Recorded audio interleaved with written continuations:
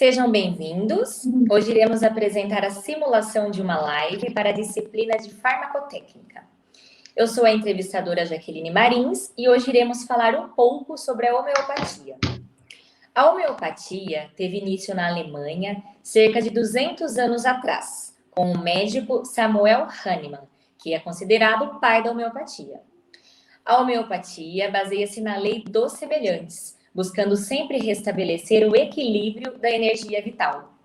Diferente da alopatia, que emprega princípios contrários para combater doenças, por meio de substâncias que agem de maneira oposta aos sintomas. Temos aí como exemplos os anti-inflamatórios e antitérmicos. Desde maio de 2006, o Ministério da Saúde aprova a Política Nacional de Práticas Integrativas e Complementares, que entre essas práticas está a homeopatia.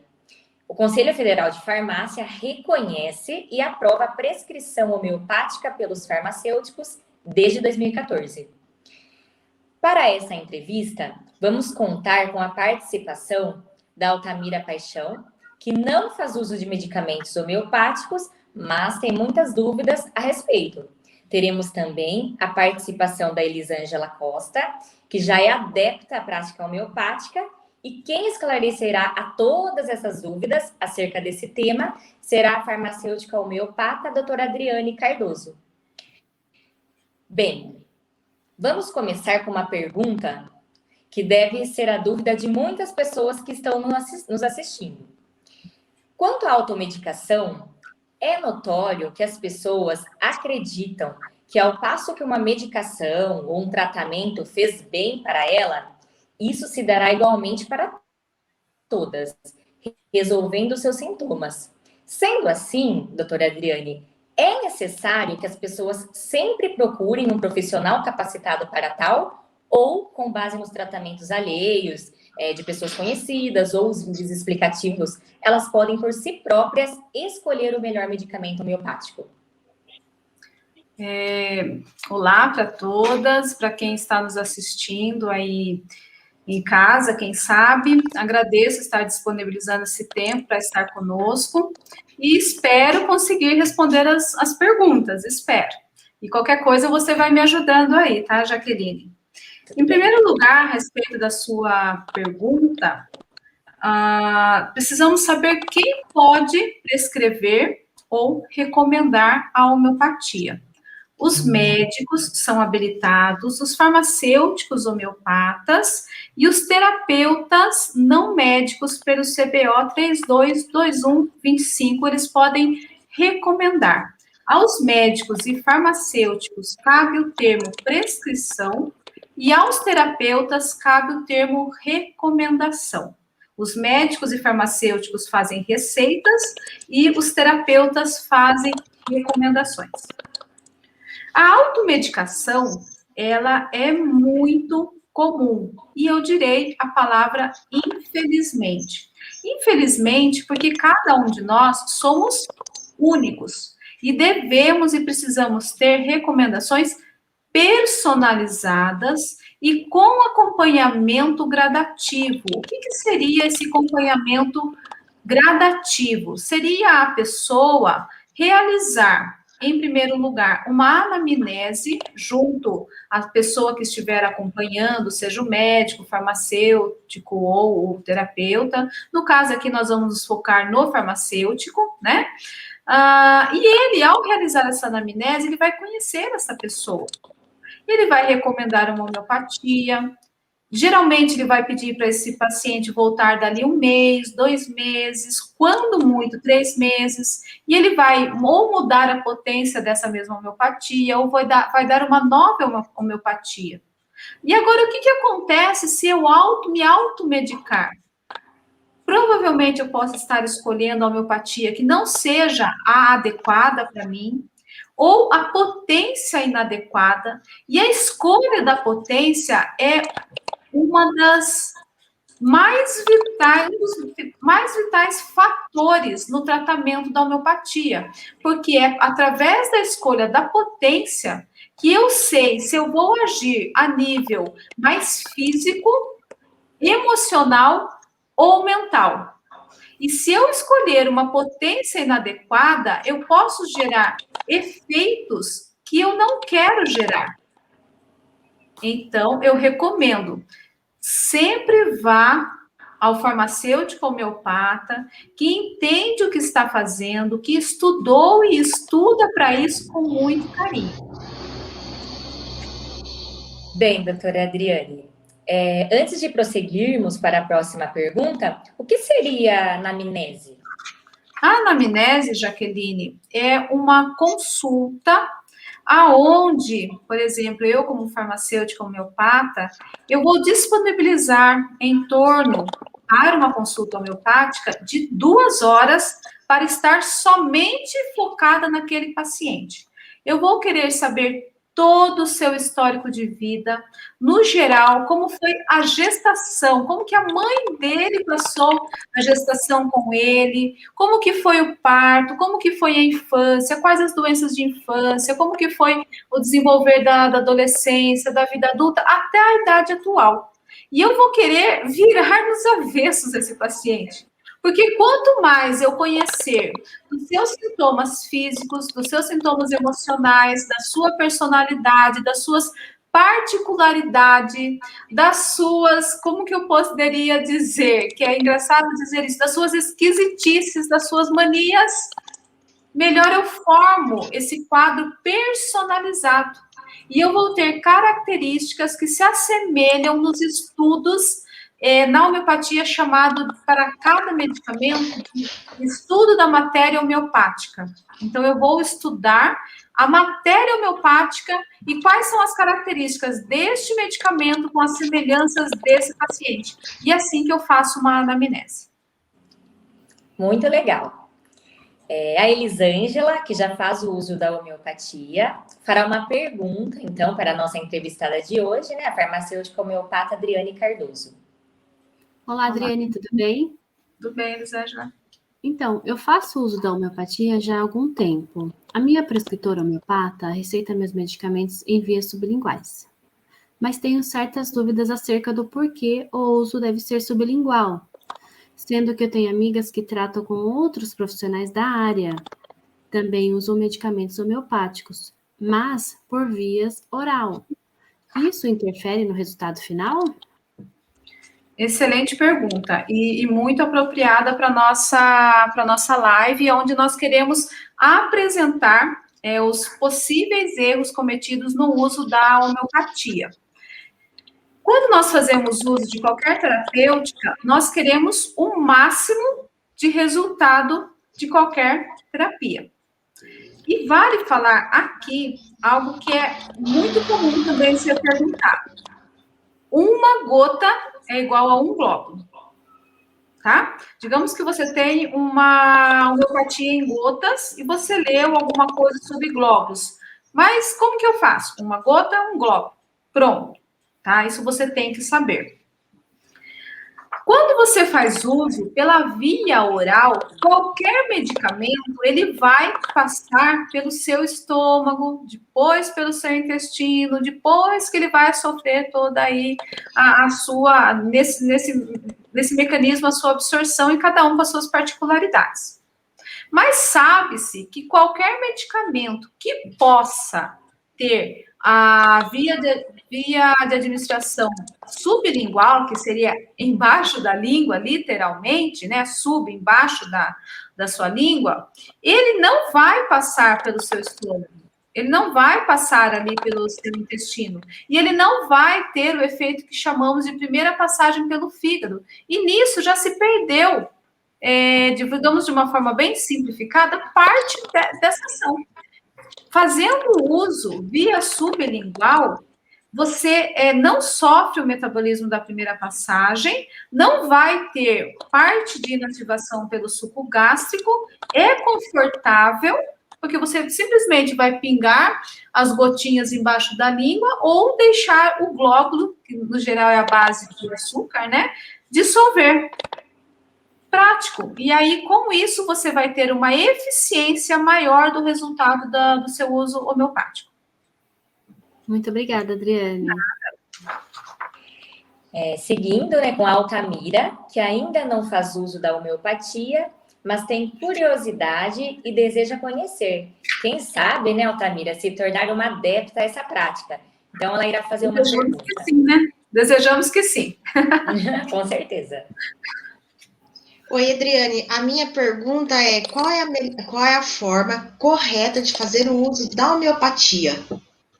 Tá, a sua pergunta é muito importante. Seja bem-vinda ao universo homeopático, que é uma terapêutica de grande resultado e, sim, possui estudos científicos a respeito. Ao contrário do que se fala e se imagina. Existem, sim, estudos científicos. A forma de uso da homeopatia, ela tem algumas particularidades que, para que você tenha a eficiência adequada, você deve seguir. Mas elas são bem simples, tá? Quando você fizer o uso da homeopatia líquida, você deve agitar o seu frasco na palma da mão em sentido vertical. Estudos já mostraram que se você agitar ou inclinado ou assim, não vai ter a mesma ação. É muito interessante isso. Então, você vai agitar. Por quê? A homeopatia, como eu disse na pergunta anterior, ela tem potências, tá? Então, vamos dar um exemplo. A arnica homeopática eu posso ingerir. Ela vai ter sua potência lá 5CH. Essas potências que regem a homeopatia em grande parte. Cada vez que você agitar, costuma-se falar pelo menos 8, 10, 12 vezes a cada tomada, você aumentou um pouquinho mais essa potência e você não continuou na potência anterior. Então, cada vez você está amplificando o resultado da sua eficiência. Certo? Então, agitar é fundamental. Cada vez que for tomar 30 minutos antes e 30 minutos depois, em jejum. Correto? Quando for pingar embaixo da língua, tomar muito cuidado para que a cânula não encoste nos seus lábios, porque senão você vai contaminar a sua homeopatia.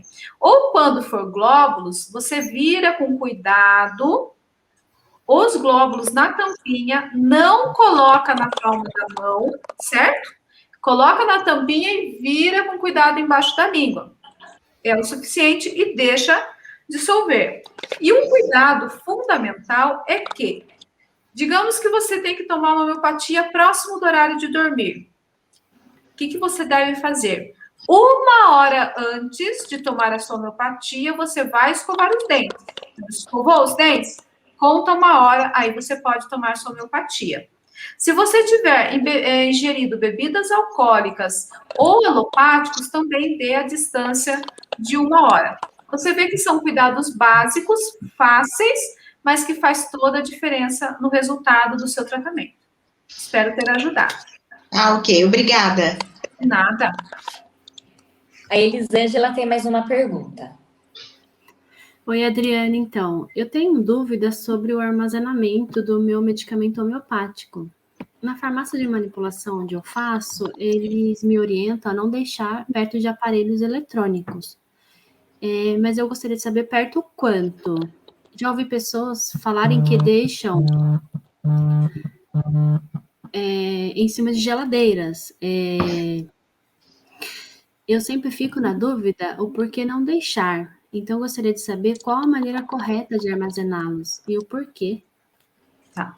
A homeopatia, ela é uma terapêutica muito delicada e sensível, com grande resultado, no entanto, delicada e sensível. Sua pergunta também é muito interessante e importante para nós. Quando você for armazenar a homeopatia, deixe longe de luz solar. Algumas vezes a gente deixa no quarto, numa cômoda, e ali pode bater sol. O sol vai interferir gradativamente, até, digamos que na validade, no quanto vai durar devidamente a ação terapêutica da homeopatia. Então, longe de luz solar. Outro erro muito comum é deixar armazenado dentro do armarinho do banheiro. Tá? Eu já fiz isso no passado, conforme a gente vai aprendendo, a gente vai colocando em prática o que a gente aprende, né? E aí, como ele fica úmido e a temperatura oscila, também não é adequado. Vou falar de algo que tem a ver até com os alopáticos, mas, por favor, não importa se estiver no banheiro, se estiver no sol, em cima da geladeira, jamais faça. Não guarde medicamentos dentro de caixas de sapato velho. Por favor, não faça isso. Pensa um pouquinho na quantidade de micro-organismos que está dentro dessa caixa de sapato e você vai ter contato manual. É muito perigoso, mas muito comum também. Não deixar em cima de geladeira, perto de micro-ondas, de TV, que seria a sua pergunta, dos eletrônicos, mais distante quanto? Costuma-se falar, né, e aprender que pelo menos 1 metro de distância. Bom? E outro cuidado, longe de perfumes, longe de óleos essenciais, que tem aí um cheiro intensificado, ou de cânfora, porque eles podem tornar a homeopatia até ineficiente, sem nenhuma ação. Essa é a forma adequada de armazenamento. Muito obrigada, tá? Nada. Seguimos com mais uma dúvida da Altamira. Ô, Adriane, quais são as diferenças entre a homeopatia e os demais medicamentos alopáticos? E quanto tempo geralmente demora para eu ter o resultado de ver a melhora da minha doença fazendo uso da homeopatia? Tá, excelente pergunta. Como a nossa entrevistadora Jaqueline falou no início, a homeopatia, ela tem regida pelo princípio dos semelhantes. E a alopatia, ela é regida por, digamos, que uma lei dos contrários. E quanto tempo eu posso demorar para ter o efeito? Vou te dar um exemplo muito prático. Se você tiver com uma criança em quadro febril, que é um caso de sintoma agudo, né? Ela precisa rapidamente ter aí a resolução dos seus sintomas, a estabilização. E não vou ensinar a prescrever, recomendar. Mas se você fizer um uso adequado, na potência certa, de beladona, tá? Mais mercúrio solúbilis, dando para essa criança a cada 15 minutos, a cada 30 minutos, com certeza a febre dessa criança irá abaixar. Vai ter uma melhora sim. Aí você vai fazendo um acompanhamento com o seu termômetro e você observará que começará, a gente usa a palavra ceder esta febre. Então, para um caso agudo, excelente, tá? Se for um quadro crônico, você vai ter resultado. Mas assim como na alopatia, você tem uma melhora de alguns quadros crônicos de forma gradativa, na alopatia, na homeopatia também. Então, você vai observando com uma terapêutica correta, com essas consultas, pós-consulta de anamnese, de acompanhamento, que essa pessoa irá apresentar melhora, mas será gradativo e evolutivo. Então, sempre distinguir estado agudo, tá? Do estado crônico. E você terá resultado. Se você não estiver tendo resultado, ou você, né? Eu digo você como um exemplo, né? Uma simulação, uma hipótese. Ou você, existe algo no seu organismo que apresenta uma resistência, mas aí a gente vai entrar em vertentes que a gente não cabe aqui explicar. Ou você pode não estar tomando corretamente, ou fazendo o uso, até está tomando todas as vezes, ou alguma forma de armazenamento está incorreta, está prejudicando, certo? Ou foi inadequada a escolha da potência ou da homeopatia. E aí pode sim influenciar como você vai ver o resultado. Mas uma homeopatia em que ela for feita, um tratamento homeopático, a anamnese adequada, né? Um acompanhamento de perto, você vai ter sim resultado. Só apenas se entenda que caso agudo e caso crônico. E o que eu costumo falar aos meus pacientes é o seguinte: a criança, vamos dar um exemplo da criança que é muito comentado, está com febre, está no início da febre, você já vai fazer a administração da beladona com mercúrios. No geral, os meus pacientes entram em contato comigo, descrevem, hoje a gente tem a bênção do WhatsApp, né, para as emergências, descreve o quadro, eu já oriento o que fazer. Começou a ceder a febre, normalizou, ótimo. Agora, se você está dando no começo e essa febre evolui, não tem o que pensar, entre com o uso dos alopáticos, tá? E complemente com a homeopatia. Nunca seja, eu usaria a palavra, talvez alguns não concordem, mas a irresponsabilidade de deixar uma criança correr um risco. Ah, o meu pensamento, né? Essa minha opinião, pessoal. Tá certo, obrigada. De nada. Seguimos com mais uma dúvida da Elisângela, lembrando que ela é usuária da prática homeopática. Excelente. Adriane, qual o melhor horário para eu tomar o meu medicamento homeopático? E se por acaso eu esquecer de tomar em algum horário, eu posso tomar ele dobrado? Tá.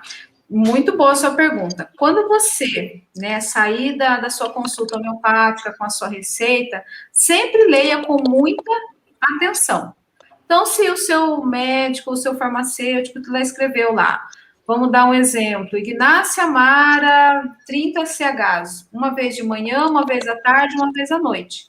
A homeopatia não é igual a alopatia, que tem que tomar a cada 4 horas, 6 horas, tá? Então, você tem que tomar em algum momento da manhã, em algum momento da tarde, em algum momento da noite, desde que 30 minutos antes e após, em jejum. Se você, de repente, à tarde você estava correndo para o seu trabalho e esqueceu. O que eu faço agora? À noite eu tomo dobrado ou tomo a posologia padrão? Você vai tomar só da noite, você não vai tomar dobrado. Muito boa a sua pergunta. Muito obrigada, tá? Nada. Doutora Adriane, em relação ao descarte das embalagens vazias, ou ainda com medicamentos homeopáticos vencidos ou sem uso, né? Como proceder? Tem um local adequado para descartarmos ou podemos simplesmente jogar no lixo normal? Jaqueline, essa é uma pergunta que me causa muita preocupação, e ela também vem de encontro não só com a homeopatia, mas também com os alopáticos. Por quê? As políticas, né, públicas, né, não sei o termo mais adequado, nós não vemos ela fazendo campanhas educativas para o devido descarte ou de embalagens ou de medicamentos vencidos. E quando eu falo embalagem, eu também vou colocar aí o vidro da homeopatia, o bulbo, a cânula, eu vou colocar a caixinha de uma homeopatia que foi em comprimidinho, ou qualquer alopatia. Vende-se, mas não se pensa no pós-venda. O que eu vou fazer com todo esse material gerado? A gente tem uma grande preocupação. Primeiro, com toda a poluição ambiental. A gente sabe que o vidro ele não vai se degradar.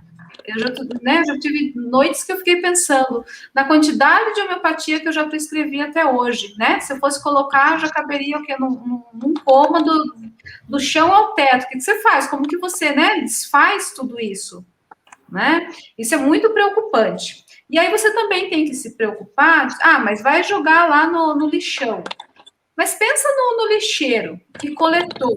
Os caminhões, eles não são adequados para a proteção do lixeiro, e o lixeiro não usa EPIs adequados. E existem acidentes graves de trabalho para os lixeiros. E a pessoa que vai no lixão coletar lixo para sua sobrevivência? Infelizmente, essa é uma realidade. Imagina essa pessoa se machucando com vidros quebrados. Então, todas as pessoas são importantes, seja o lixeiro, seja a pessoa que subsiste com o lixão, né? E aí, o que eu vou te dar de sugestão e que eu vejo isso sendo feito por algumas poucas farmácias de manipulação? Esses dias eu recebi de uma farmácia de manipulação a sacolinha, né, que vem pronta a entrega, e lá falava da forma de armazenamento, falava tudo e falava do descarte. A gente não vai falando.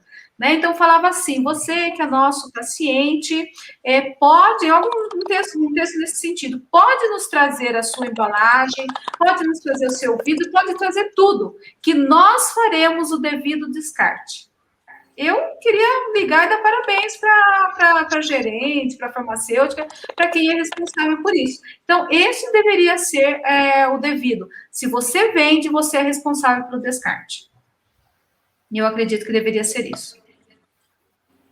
Muito legal. Todos deveríamos nos conscientizar mesmo, realmente. Então, vamos finalizar a nossa live com mais uma pergunta da Altamira. Adriane, quais seriam as contraindicações de uso dos medicamentos homeopáticos e os seus efeitos colaterais? Tá. Excelente pergunta, Altamira.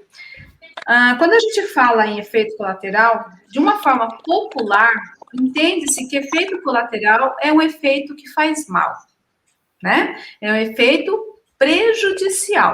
No entanto, no entendimento devido desse termo, o efeito colateral é um efeito não pretendido frente ao esperado inicial. Mas ele pode ser tanto benéfico como realmente prejudicial, mas também pode ser benéfico. O efeito colateral que esteja dentro do não pretendido, mas benéfico, está dentro da normalidade, tá? Na homeopatia, não necessariamente a gente vai falar de um efeito colateral, tá? Ou de uma contraindicação em si. O que eu posso dizer é o seguinte: se um prescritor fizer um uso, uma indicação inadequada de uma potência, ele digamos que ele acertou na homeopatia, ele acertou em qual ele escolheu, ou se ele fizer um uso de um composto homeopático, ele acertou, tá? Mas ele errou na potência. Isso é contraindicado na prática de quem recomenda, de quem prescreve. Porque aí pode gerar efeitos que eu poderia dizer que são amplificados no resultado.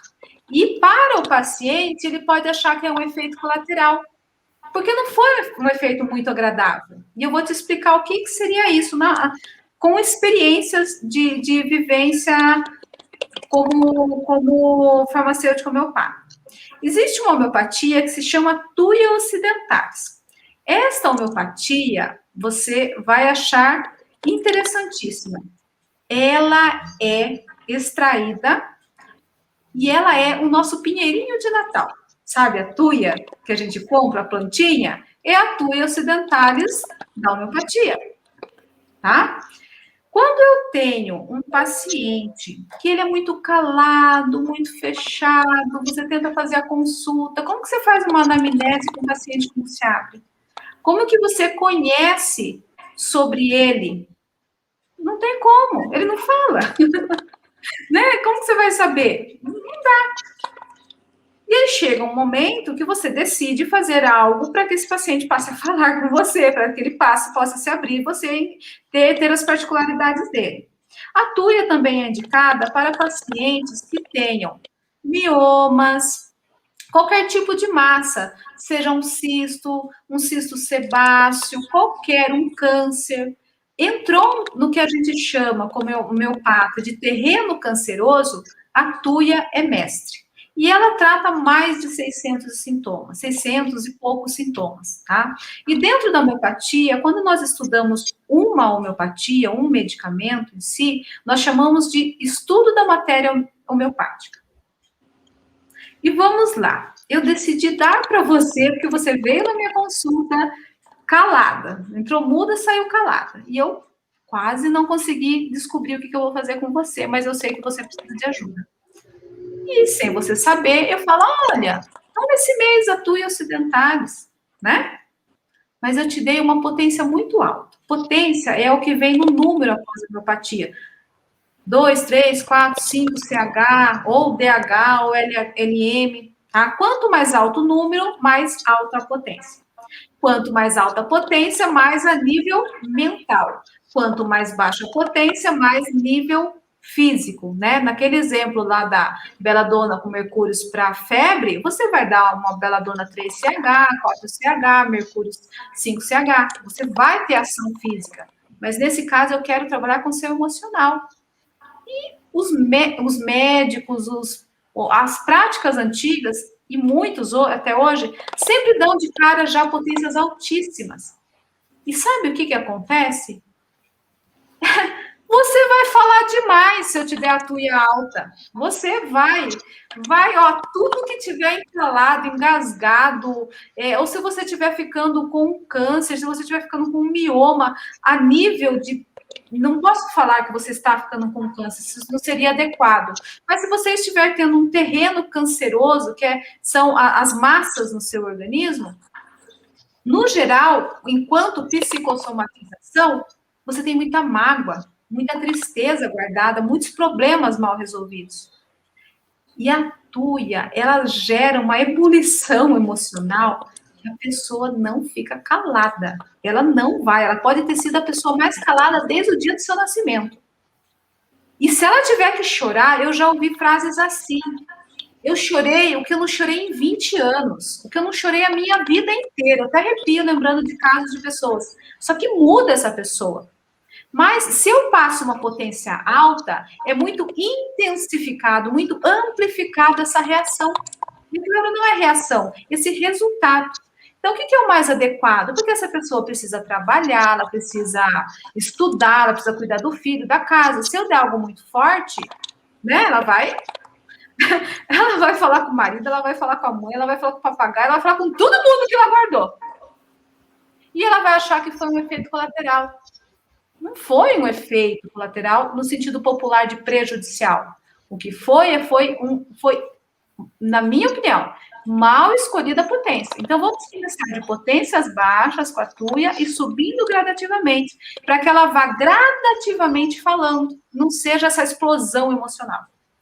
Tá? Então, entenda o seguinte, que se você for fazer um tratamento com um profissional, um habilitado homeopata, que saiba essas diferenças de potências, e que saiba que o melhor é crescer para que não gere essa amplificação, que em homeopatia é chamado de exoneração, você vai passar por um tratamento muito efetivo, não vai ter essas explosões, essas exonerações, e vai ser eficiente. Isso é muito importante de ser falado. Tá? E uma coisa que eu vou acrescentar, muito importante de ser falado.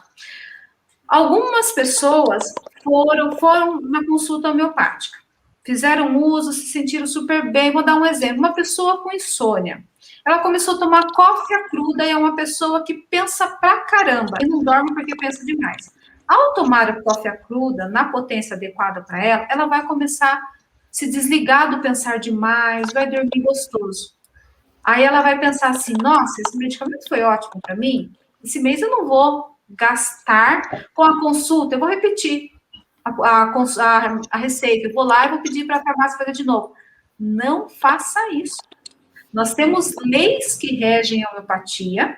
O livro se chama Organon, escrito pelo pai da homeopatia, Samuel Hahnemann. São leis mesmo.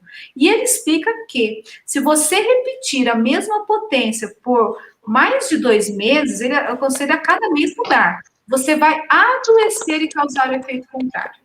Então, nunca se automedique. Faça o acompanhamento devido. Não use, no máximo, mais que 2 meses a mesma potência, certo?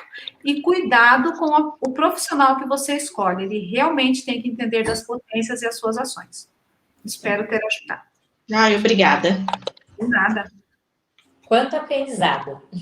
Então, podemos finalizar a nossa live por aqui. Quero agradecer a presença e a participação da nossa querida farmacêutica homeopata, doutora Adriane Cardoso, agradecer a participação da Altamira Paixão e Elisângela Costa, que contribuíram com suas dúvidas para que todos pudéssemos aprender um pouco mais sobre essa prática maravilhosa, que vem ganhando cada vez mais espaço na área da saúde. E agradecer a você aí de casa pela companhia. Muito obrigada. Tchau. Tchau. Tchau.